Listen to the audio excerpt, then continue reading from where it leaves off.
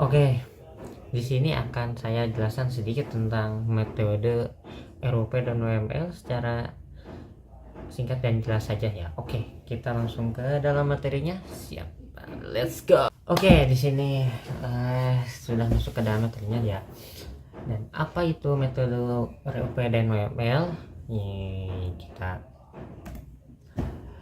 ROP adalah suatu metode rekayasa perangkat lunak yang dikembangkan dengan mengumpulkan berbagai best practice ya yang terdapat dalam industri pengembangan di dalam perangkat lunak ya.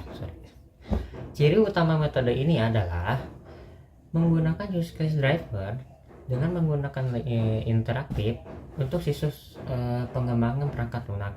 Jadi di sini kalau menurut saya adalah metode ini menggunakan case driver dengan pendekatan interaktif, memakai pengembangan siklus perangkat lunak yang sudah dikembangkan di bidang industri. Oke, kita lanjut ke slide selanjutnya.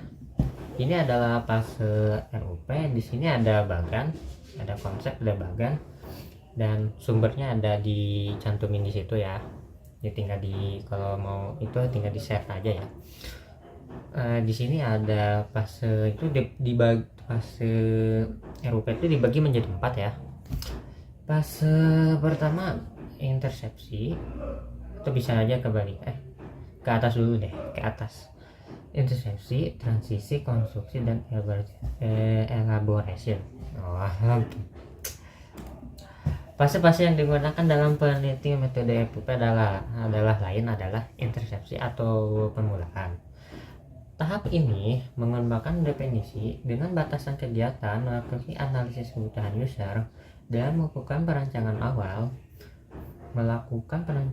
atau melakukan perancangan dan menggunakan metode use case. Oke.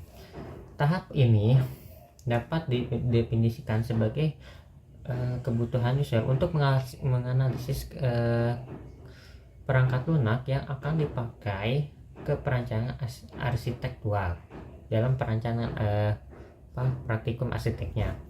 Yang kedua ada elaborasi, adalah peluasan dan perencanaan. Tahap ini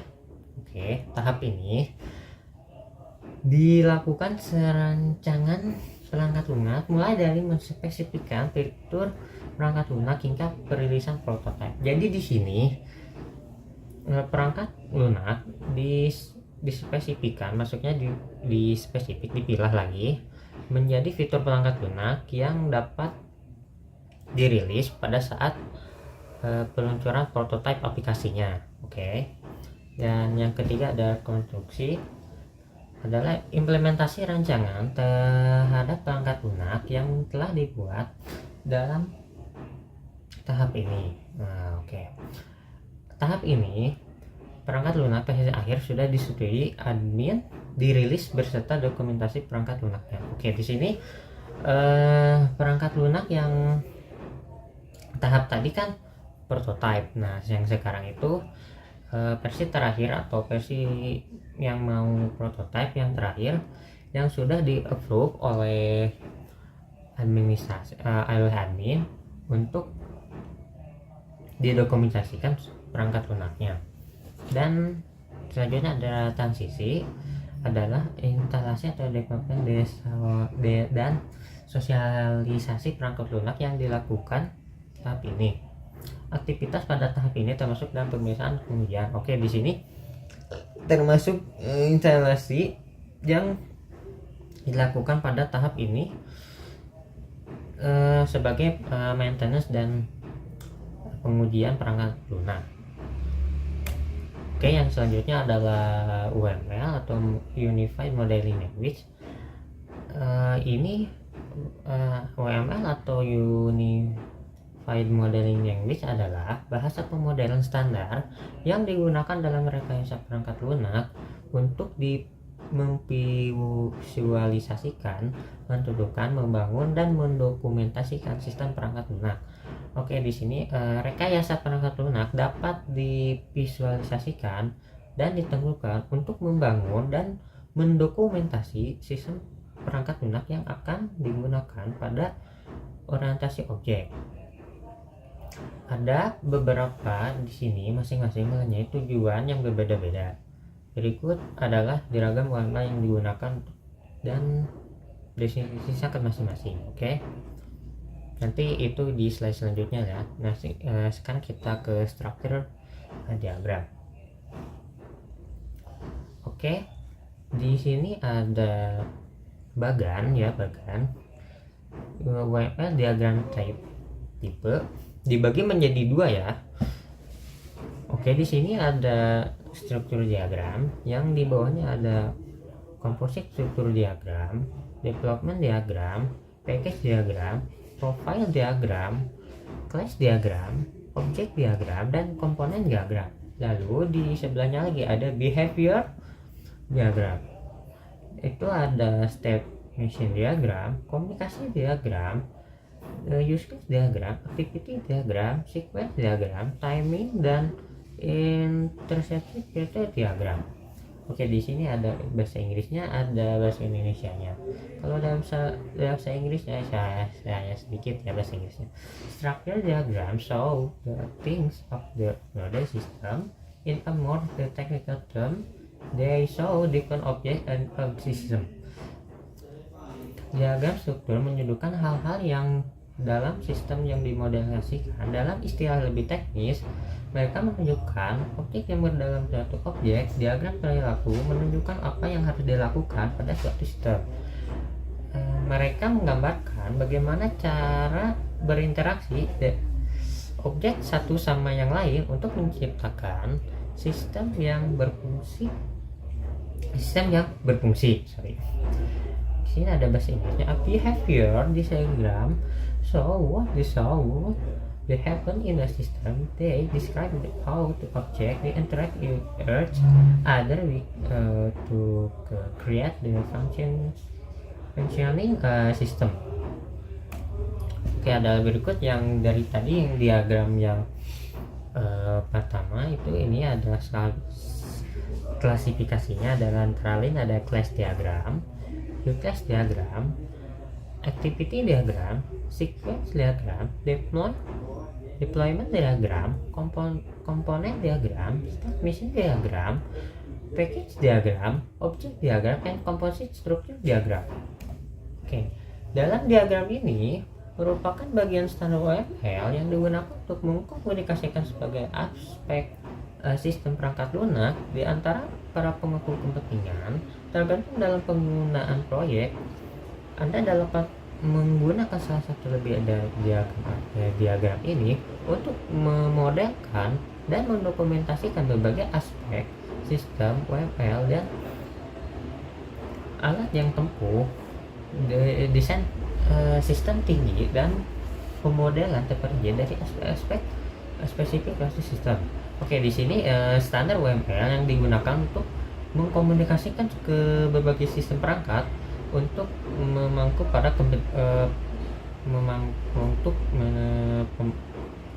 mengkomunikasikan pada pemangku kepentingan. Tergantung kebutuhan proyeknya apa nih, misalkan biasanya agak sedikit. Oke, kita lanjut aja ke, tapi di sini menjelaskan sedikit ya. Oke, menggunakan satu sistem diagram ini, tapi bisa satu atau lebih, untuk memodelkan dan mendokumentasikan berbagai aspek untuk melakukan sistem tingkat tinggi dan pemodelan terperinci. Oke, ini ada pasenya. Di sini ada disiplin, agak tinggi intersepsinya. Bisnis modeling juga tinggi, requirement intersepsinya tinggi, analisis lebih ke elaborasi, implementasi tes lebih ke konstruksi. Oke, konfigurasi engine manajemennya tuh relatif landai. Project management agak naik agak turun. Project management sama juga, dan environment tuh sedikit lebih rendah ya daripada yang lainnya. Oke, kita masuk ke yang tadi yang diagram itu, kita masuk ke class diagram. Apa itu class diagram? Class diagram adalah mewakili suatu suatu sistem dan menampilkan kelas, atribut, metode, dan hubungan antar kelas. Oke, di sini ada gambar ya. Gambar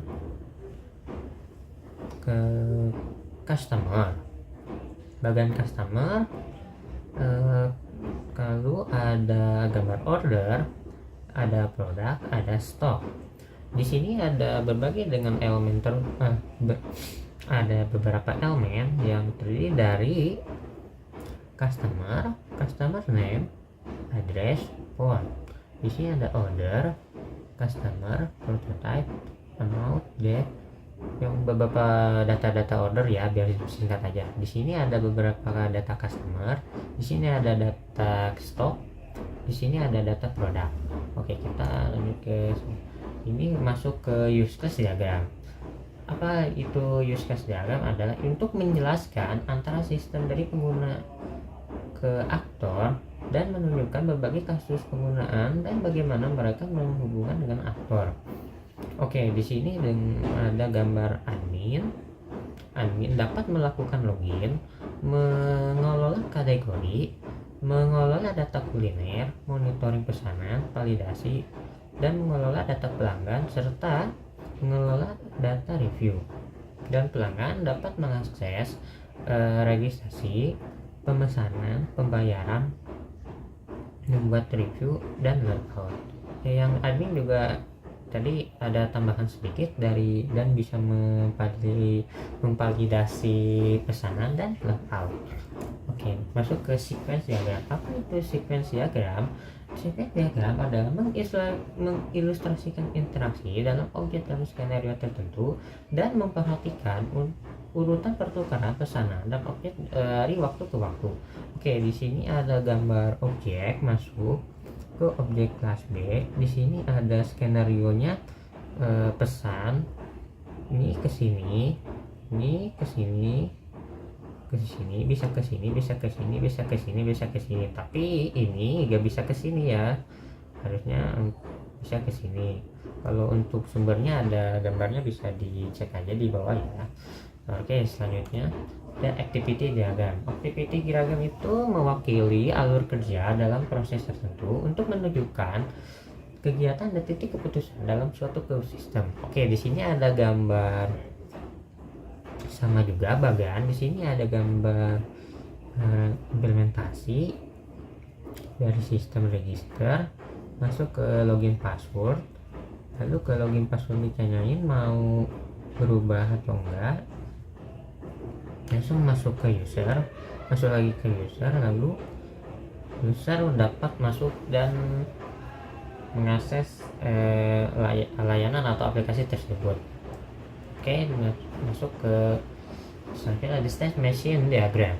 Itu apa itu state machine diagram? Yaitu mewakili berbagai keadaan di mana suatu objek dalam berada dan bagaimana transisi antar keadaan dalam mengalami peristiwa. Oke, di sini ada bahasa Inggrisnya, ada representative of different state and a object can be it the how it a transition between state in response to event.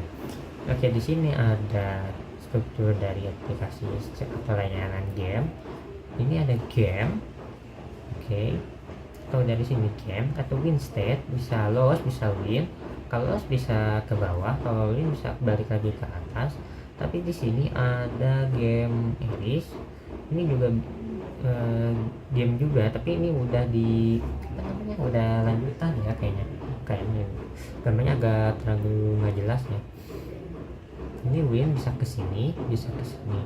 Ya ini cuma untuk mewakili aja ya, nanti gambarnya bisa beda lagi. Oke, ini adalah komponen diagram. Komponen diagram adalah mewakili komponen fisik dari suatu sistem dan dependensinya. Di sini ada bahasa Inggrisnya, yaitu representative the physical component of the system and their dependencies. Oke. Improvement manajemen juga masuk ke stok. Di sini ada beberapa dependensi Jadi dari misalkan 1, 2, 3, 4 sampai 5 dependensi. Dari dependensi ini dibagi lagi menjadi 4 atau 5 lagi, tergantung apa yang dibutuhkan di lapangan. Oke, kita masuk ke selanjutnya, ada deployment diagram. Deployment ialah description of the deployment of the software component to physical hardware. So the relationship between software and hardware component. Di sini menjelaskan penyebaran komponen perangkat lunak ke perangkat keras fisik secara fisik, menunjukkan hubungan antara komponen perangkat lunak dan perangkat keras. Di sini agak bagian sedikit ya.